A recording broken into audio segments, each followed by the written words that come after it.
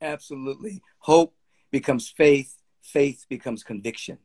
After a while, your personal law changes and you vibrate at a different level where sometimes you're not even asking for anything, but spontaneous goodness happens in your life because that's the vibration you're carrying. It's like, whoa, where did that come from? You know, because you now have a different law. You have a different way you see yourself.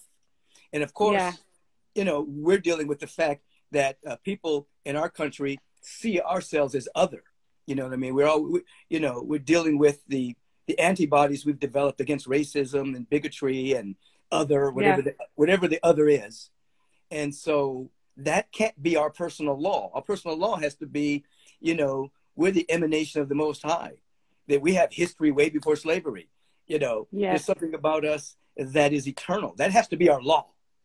And we get to shine that law through this physical incarnation. This is a lampshade that reveals the light of infinite good, you know? So we love our incarnation, but pre-incarnation, we're light, we're brilliance, we're luminosity, and we have everything. We have to come to believe that, feel that, articulate that, walk with that, and then we notice our life experience changes because we're experiencing a higher degree of thinking, you see. Yeah. I think, and also you're saying when we're born, like coming from that perspective of, I don't know, we already deserve good and are here to put good into the world. Hey, it's so good to see so many friends. I see Alice Smith is on here and she's doing her concert series. I'm going to be watching that tonight. I think you're doing it, Alice, for the next 4 days. Beautiful singer. Reverend Michael, I wanted to ask you, what was your earliest glimpse at what has become agape today? You know, you had the life before, and maybe, you know, if you could just tell us a little bit about your path, and then what was that moment that keyed into what you've built and now is spread so far? Well, I can remember experiences that I had as a kid that allowed me to see differently, but I filed them away. I fought hard to be normal. I remember when I was 11, something opened up for me, and I could see that I was in D.C. We're from D.C. and I was there for the summer, and it was my birthday, and something happened to me. And I could see that I was not my mother's child or my grandmother's grandchild or my uncle's nephew, that I was something else. I was a bigger presence. But as I got closer to them, I closed it down because I didn't know what this was, and I didn't want to seem weird. So I shrunk myself to be my mom's kid. And I had experiences like that until I was attending USC. Right before that, what happened was I was the propaganda commissioner for the Black Workers Congress. I was a part of it when I was in Atlanta. I moved to LA, so I was working with the Black Workers Congress, Black Panther Party, and I was in a meeting. Black Panther Party, Oakland. Yeah, and so I was in a meeting. We were in a meeting, a strategy meeting, and I heard this voice behind me say, "If you were to take over the world tomorrow, would the world be any different?" So I looked to see who was there, but there was nobody there. So we continued with the meeting, and I heard the voice again, but it was coming from within me. If you were to take over the world tomorrow, would the world be any different? So I looked around the room and I could see all these well-meaning people, but I could see the narcissism. I could see the control. I could see the power trips. I could see it all. And I said, wow, if we were to take over the world wouldn't be any different. We might have a better ideology, but as individuals, we'd still be the same people. So I left the meeting and I never went back. The next week, somebody in that meeting shot somebody. Somebody got into an argument, and a guy pulled out a gun and shot this person. And they're supposed to be revolutionaries, you know, we're going to change the world. And so I wasn't there to be a part of that. So anyway, I enrolled at USC. I was on a psychobiology major. I was on my path to go to med school. And I started having a series of inner experiences that I labeled pathological. I thought I was crazy. I was seeing visions. I was hearing voices. I was leaving my body and traveling. I hadn't studied any of that stuff at the time, so I didn't know what it was. So I stopped smoking weed. I said, this has got to be the weed causing all of this. Process of elimination. Yeah. Okay. Weed gone, but it continued. It got bigger. Anyway, to make a long story short, I was killed in a lucid dream. I was stabbed in my heart. The pain was excruciating. When I woke up, I could see that we were surrounded by a presence of love and beauty and intelligence that was in everything. The love that I felt was beyond anything I'd ever experienced. The beauty was surrounding me, and my life changed. I began to go on a research and development to discover what had happened to me. And in doing that, I bumped into meditation. I bumped into the great teachings out of India, out of Africa, the great mystics. And at the time, though, I didn't think I was going to be a public person, because I was more solitude. I was more introspective. I was shy. I was not trying to start anything. Yeah, I was very meditative. And so I never thought that I was going to start anything. But I used to do one-on-one healings with people and small groups. I had a little newspaper, you know, things like that. I had a different name. I had a spiritual name. And anyway, long story short. Should we ask what the name was? No, I won't. Well, the name was Param Atman. Param Atman.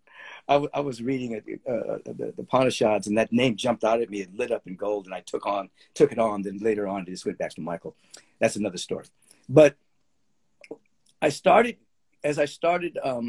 was a spiritual therapist. I was doing a lot of work for people, and I got this pull to start something. I resisted it. I did not want to be a public person. I didn't want to lose my weekends. I did, you know. And anyway, I had so much resistance that in hindsight, my left shoulder would get stuck, and I couldn't turn my neck to the left. I used to go to the chiropractor and get it fixed all the time. Anyway, I'm speeding up this story. Anyway, at some point when I gave up the resistance, I said, okay. I mean, I went to one lady, this oracle, and she said the ancestors have told me that if you don't start this community, you have no more value to them on the planet. Wow. They were very direct, and they gave me all kinds of signs. Yeah. And so anyway, one day I surrendered and said, okay. I had this dream, and in this dream, I was a very small being walking down the street, and the beautiful people were coming out of this building. They were glowing. There was this beautiful music. And they said, this is what we want you to do. And I said, how am I going to do that? And they said, you say yes, and we'll do the rest. So I embraced the sacred yes. Yeah. And went step by step by step. I started the vision process with a very small group of people, visioning agape. At the time, I had a seminar called Agape Transformationals. I took agape from Dr. King's teaching. I took transformational from Malcolm X, because Malcolm X transformed in the public eye. So I combined Malcolm and King and had agape transformationals. And then when I developed agape, I just developed Agape International with a transformational bent. And so we visioned. There was just a few people in my living room, and we began to see the possibility of agape as this global community that embraced all people, that appreciated the uniqueness of us all, that we would build a kind and just global society, embracing the next iteration of the human species. All the things that we envisioned 30-something years ago is now coming to pass now, you know, in terms of the worldly impact, the different satellites that are springing up, thousands of people that are tapping in. Doesn't matter who the individuals are, black, white, straight, gay, them, they, gender non-conform. It doesn't matter. You know, we're like totally embracing of however humanity shows up and bringing people back to their source. So the resistance was real. That's one of the things I really love about it. Yeah. Yeah, the resistance was real. And what happened was when I said yes, my neck clicked into place. I never had to go back to the chiropractor. It went pop. And I realized that that was representative of resistance. The resistance was in my body. So I didn't have full mobility. But the moment I said yes. The resistance to your purpose or calling. Yes. I was told by the ancestors that I was doing my calling halfway, because I was seeing people. I had a really rich clientele of people that would see me. I saw 6 to 8 people every single day. You know, I worked, and I had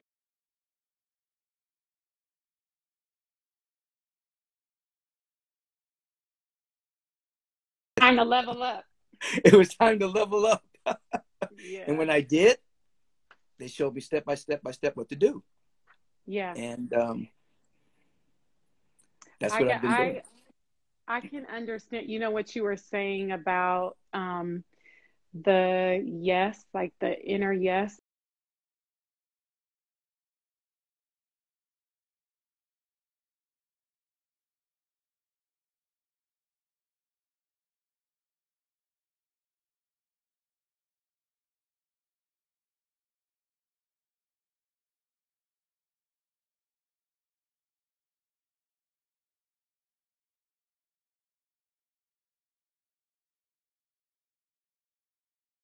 You were like, do you want to do something? And I was like, I want to say yes, but it's like sometimes my personality wants to be more comfortable and just be chill Right. and witness things, you know.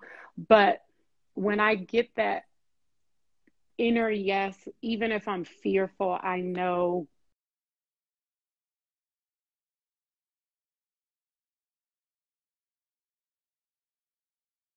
Yeah. Now that's a powerful technology. When you say yes, then so you get the power after you say yes. You don't get it before. When Yeah. you make a Sometimes you commitment, can't see the whole thing or the whole you never vision all at can. once. The commitment gives you the power, but some people wait to get what they think they want to commit. No, once you commit, then the power comes. Yeah. You know, I used to be famous for biting off more than I could chew. I would say, okay, I don't know how I'm going to do this.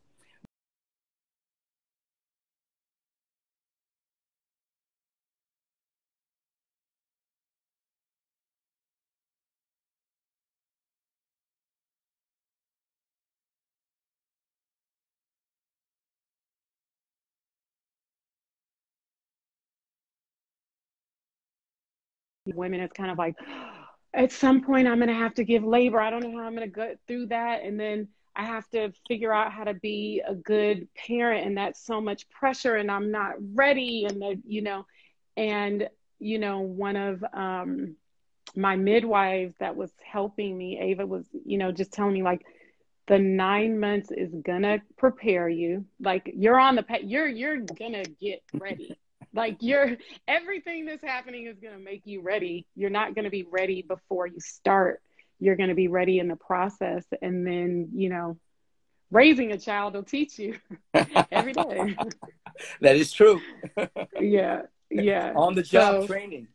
yeah, I remember you were also talking once about what are you waiting for to embark on, I'm going to say your dreams or whatever it was, your journey or something. Like you don't wait to be in shape to start exercising. Right. People, when I get in shape, then I'm going to go to the gym. When I lose a little weight, then I'm going to start eating right. Then I'm going to start eating right. Yeah. When I take a bunch of meditation classes, then I'm going to start. Oh, I see Omari Hardwick on here too.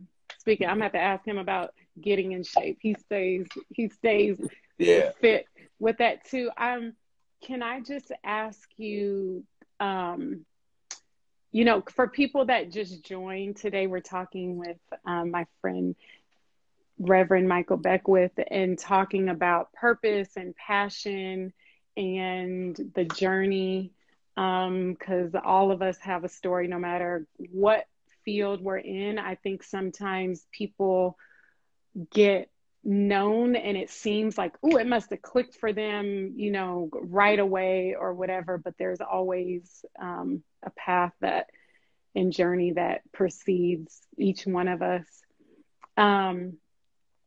I wanted to also ask you about just maybe sharing one extraordinary or powerful moment because you're one of those people that's got to travel the world. You've got to build and have friendships with, different leaders and entertainers and spiritual advice, and do work in all kinds of different spaces. And if there's just one powerful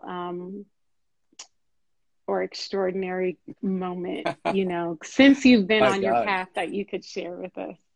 I know there's a lot, but There's been a number of individuals that I feel honored to have worked with. I facilitated 4 what is called synthesis dialogues with His Holiness the Dalai Lama. And so I would facilitate these meetings that we would call together world leaders and spiritual leaders to dialogue and strategize about how to birth a kind and just global society. And I'll always remember one time I was facilitating this meeting, and we had people from Noetic Sciences, we had mystics, we had all these people.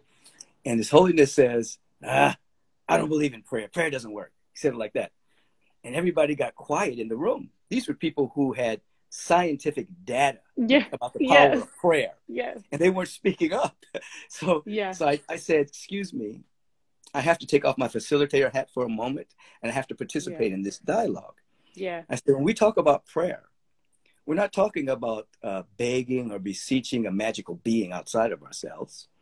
We're talking about coming into an alignment with reality, capital R, coming into alignment with what's already within us and setting it free, having a realization that. And the Dalai Lama looked at me and he says, yes, that's Buddhism. And then everybody started laughing. And then everybody started participating after that and started sharing. And, but I always remember that silence. Nobody wanted to challenge him. And then it became a rich dialogue. And I think another time was in South Africa during the Parliament of World Religions. I had the opportunity to give Nelson Mandela the Season for Nonviolence Award. And I can just remember his countenance and how he just looked directly at you and he was with you. When he was with you, he wasn't, even though everybody's clamoring to shake his hand or to be with him, when he was with you, he was with you, So we had a moment, but I could just felt like it was like an activation of energy, just hanging out with him. So I'll always remember that moment. I mean, that was someone on my list of who I always wanted to meet. I mean, he was this huge symbol in my life. My father left apartheid in South Africa before coming to California and starting a family. So we've always, championed Mandela, and it was such a moment and affirmation for me in my life, seeing him come into power and the people elected him. It was like, the US and South Africa have a lot of shared, similar history. And it's honestly, it's unfortunate because it's the same huge disparity and, long lasting. But anyways, that's beautiful that you got to meet him and have that exchange. And you're talking about someone living their dreams. I mean, he was in prison for 27 years. Concurrently. And what he developed in and of himself during that time, talking about being quarantined and using the time well. I mean, he came out and did forgiveness tribunals rather than war tribunals, which lifted the whole vibration of humanity. Nobody's done that. Of course, it skipped over to Rwanda for a while when the Truth and Reconciliation. Yes. But he was brave enough and courageous enough to do that when people were calling for people's blood. And so he created a vibration on the planet of where we could go if we really want to have a new standard. Absolutely. So he was definitely, many of us, that was our hero, for many reasons. For sure. I want to just take you know what, I was just being reminded, Lyra from South Africa also performed at Agape. I was there that day. You've had such a beautiful collection of talented folks. I want to take one more question. That was something that someone asked that I thought would, let's see. This would, ooh, look at me in this technology. Hold on. Let me do that again. Black Hat Film is asking, can purpose change multiple times in one life, or is there always one central purpose? Which I think that's a great question. Yeah, let's define Because purpose. sometimes it's hard to know, Yeah. which direction to go.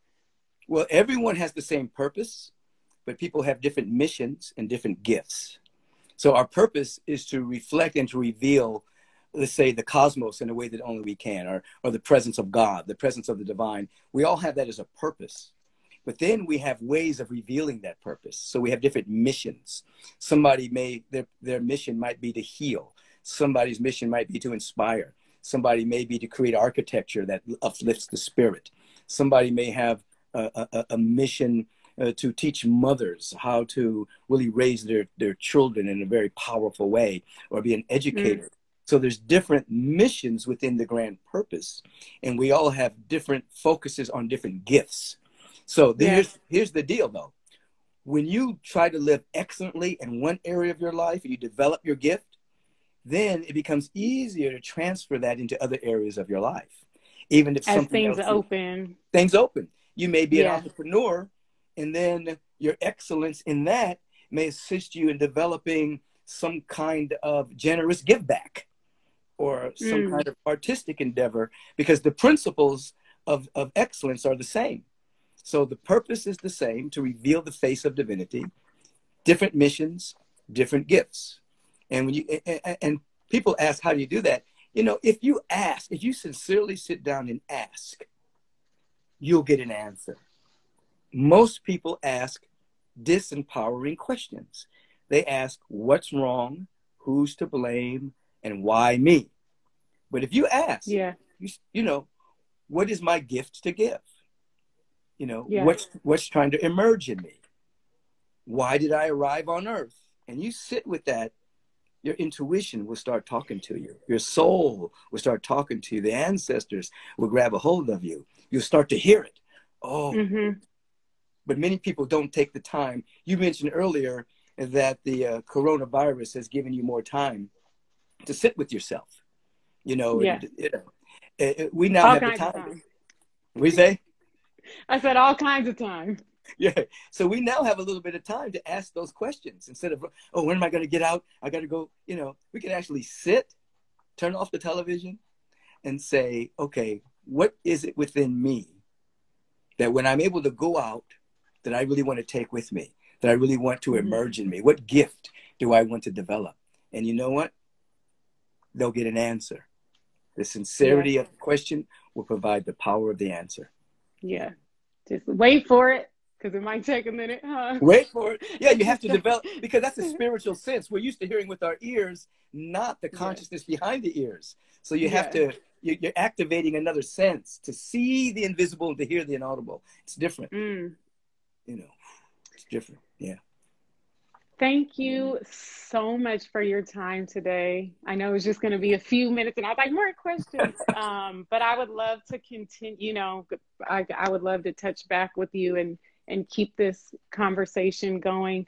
Thank you for the work that you're doing on so many different levels, and for fueling and inspiring me and so many millions of people. I'm going to put your, in my bio, I'll put the link to Agape Spiritual Center, and so that people, and I know you also have an app. Do you want to mention? Yeah. Did you just put out an app? They can go to michaelbbeckwith.com. Okay. And they'll show them how to join the app. They just go to michaelbbeckwith.tv and subscribe. It's free. Subscribe. Okay. And then they go to the App Store and get Beckwith Inspires. The app, they can go to Agape. And I'm glad to see you. It's interesting because before this happened, you were on my mind. Then I saw something you wrote on something I was involved in. And you were just dancing around in my awareness. Layla Ali. Yeah. Yeah. And here we are. Yes. Thank you. Thank you. Thank you so much. I'll be watching your live streams until we can meet publicly again. Absolutely. And then I'm going to get you to sing, even if it's from a distance with you. And I'm for it. I've already sung at your events. I'm down. You can you always did? call Okay. on me. It's going to happen. You All can right. always call on me. Very All good. right. And I just want to tell people, even as we're saying bye to Reverend Michael Beckwith, but I'll put his information. I think one of my friends I see is here. Omari will be joining us in a minute. So I'll see you. I'm gonna take you out of here, but I hope you don't leave us. Oh, okay. All right. Go ahead. Reverend Michael. Okay. All Bye-bye. right. Thank you.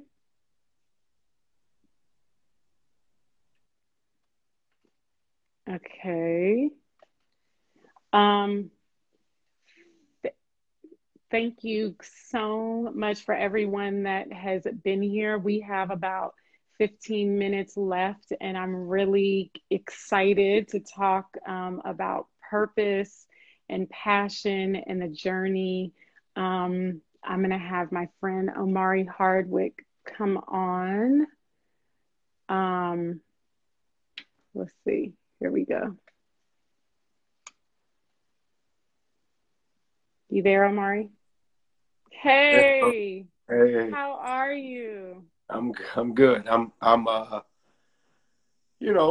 meditative, reflective, and hopeful. So if that means good, I'm good, sis. Yeah, I feel you. Good. It's a lot of levels.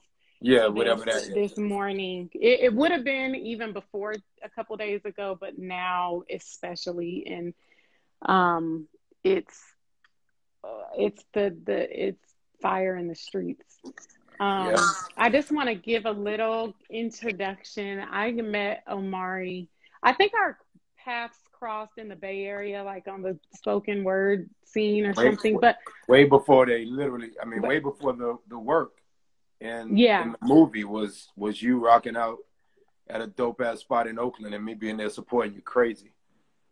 I love that, and I feel like I got to know you a little better on the set of Sparkle. That I don't know how many years ago that was, but it was my first time getting to do anything on screen in a feature film. And I just remember I was only there for a couple of days, as part of this singing group, singing. But you 2011, had right? 2011. Probably 2011. Yeah. But you had a major role in that. And I remember when we were watching the whatever it is before the premiere, the preview or something like that. It was just amazing. I think I had just seen glimpses of you before that, and that was kind of the largest role that I had really got to see you flex your acting skills. And I was like, praise wow, it's leading man from here on in. And I feel like so many. No, I was just like, damn, like you're about to get even more light than you had already had, because I felt like it really showed your talent in an amazing way, but we were still just getting a scratch at the surface. And it's just been beautiful to see you out there more and more and more, in power and being Mary Jane, so many things since then. But what I wanted to ask you about, because we're talking about purpose and passion and the journey, is like you've had all types of, can I say, careers and success in a lot of different areas that people don't know about. And can you just tell us a little bit about your path that led you here? Yeah, absolutely. Thank you for the introduction, sis, as your brother, but also as a partner, eternal partner, big A, big R, big T. You and I will always do art together. And do life together, and I appreciate. Yeah, I want to talk about that too, because we got to do some other stuff that people don't know about. Yeah. So I come from I'm from ATL. Shout outs to Atlanta, and And again, of course, you and I can eventually talk within the next minutes about what Atlanta as a city is going through presently. Yes. What Mayor Keisha Bottoms is trying to impart, and trying to, I guess, navigate, obviously, as a city official of a major city within our country, within this country. Yeah. So that raised me. I mean, go ahead and speak on it now, because we can come back to the other part. Well, that you know, I woke up this morning, Guap, knowing that you and I were supposed to speak today, and it was just on my heart to say, well, first of all, I need to represent our city. So what I decided was, anybody who, and there's many people, obviously, as you know, once music started to become a mainframe for me and not just something I was sort of flirting with. I definitely liken myself to the thoughts of Roddy Ricch, and he always says, you know, he came to music just for therapeutic purposes, and so did I, particularly playing Ghost. There were always precursors, perhaps the latter part of Levi included. Levi, for the fans, first of all, hello fans, I love you, and I speak for Guapo when we say, you know, we go as far as you guys take us. So thank you for being here, and thank you for paying attention to that which is in your own heart and in your own brains, but also to that which we have to say. We're forever indebted that you even care about half of what we have to say, let alone a lot of it. So in that regard, that character I played with Guapole when it was her first time on camera, and it was amazing. You had Jordan Sparks, and it was her first real time going, and in that world. And Derek Luke obviously was a friend of mine prior. We had done Miracle at St. Anna together, a Spike Lee film, which was my second Spike Lee film at the time.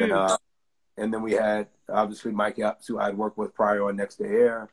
You had Tika Sumpter. You had Carmen DeJogo, both of whom are now as sisterly to me as Guapole is. And then you had you had CeeLo, who grew up with me. So we had and then you had the legendary, I want to save her for the end. We had a really and Derek Luke and Brayley. I mean, it was such Brayley, a beautiful. We had an interesting motley crew of, you know, Guap having South African ancestry, growing up in the Bay, Derek being from Brick City and that being Jersey, you know, Jordan knowing Arizona but knowing Cali, and Tika being where she's from, which is the East Coast, and figuring that out and being able to speak about Carolina because her mom was now there, and Carmen obviously being an Afro-British, you know, but it was a very interesting moment. Mike Epps being from the Midwest, and then Omari being from the South, the dirty, dirty South. And then, of course, the umbrella over all of us was the late, great, incomparable, the voice, Miss Whitney Houston, being basically from Derek's neighborhood of Jersey. And so, and then, of course, you know, Mara and Salim, CeeLo, again, being from the dirty South as well. So it was a really interesting moment. And I remember just thinking, Guap, that you had this light bulb within you that wasn't just about purpose in terms of the present. I know at the end of Last Dance, obviously this incredible documentary, you know, about Michael Jordan and the rest of his teammates in that run that they had over the years and the 6 rings. Somebody said it really great in the wrap up of either the 9th episode or the final 10th episode. And they said, you know, it wasn't Michael's incredible footwork. It wasn't his fadeaway jump shot he perfected that the likes of a Kobe and a LeBron and Dirk Nowitzki and all of these people wanted to equally emulate, or his out of this world athleticism meets having been coached at a high level by Dean Smith prior to Doug Collins or Phil Jackson. But it was Michael's presence and not presence as in walking in a room, Guap. You know, I told you when I met you, you light up a room. You can't eradicate or eliminate your presence, but present in terms of present. Michael was so present, and whether you saw him talking to kids or whether you know, saw him talking to journalists after who were trying after a game to figure out what he was thinking or what was going on, or questions that maybe Dennis or Scotty were not asked because of Michael's position on that team. He was always so present. And, just in the moment and giving everything, right? And I remember feeling like you had embraced that in me.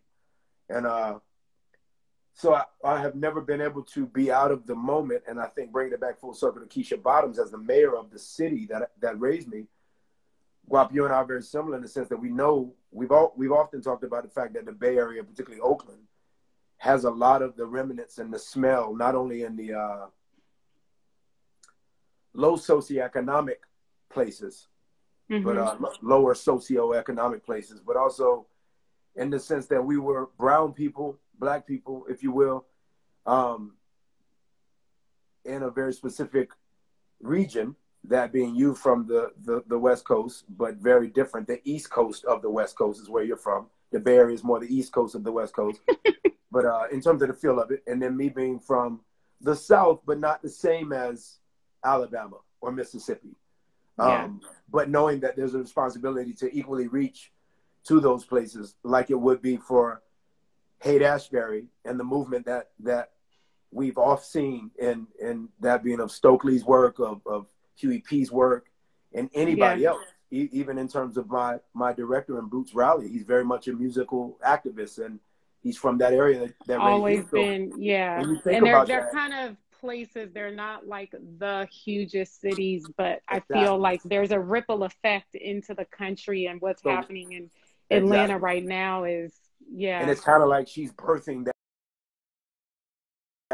She's not birthing something necessarily new, but as a black woman, she absolutely is specified in being able to be labeled a black woman leading the brigade in a very different way than perhaps Dr. King was, or Maynard Jackson, or Mayor Young, or Julian Bond, or John Lewis, or Hosea Williams, Ralph Abernathy. All of these people, you know, I grew up in a place where black people knew who they were. So it's a very interesting thing to have met you, because it smelt similar to me. I was like, she very much understands the place, you know, whether Guapale is multicultural, whatever it may be, she understands her place as a black human being, as a black woman on this earth. And I just rock with you from the beginning in that way. So I woke up in this space knowing I'm talking to Guapale today, powerful woman, powerful sister.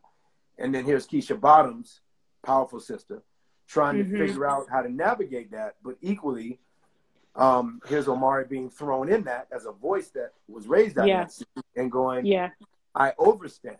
I don't understand. I overstand the fuel called not just confusion or bafflement or hurt or fear or vulnerability. I understand that thing of gasoline called rage, not anger, but that highest level, like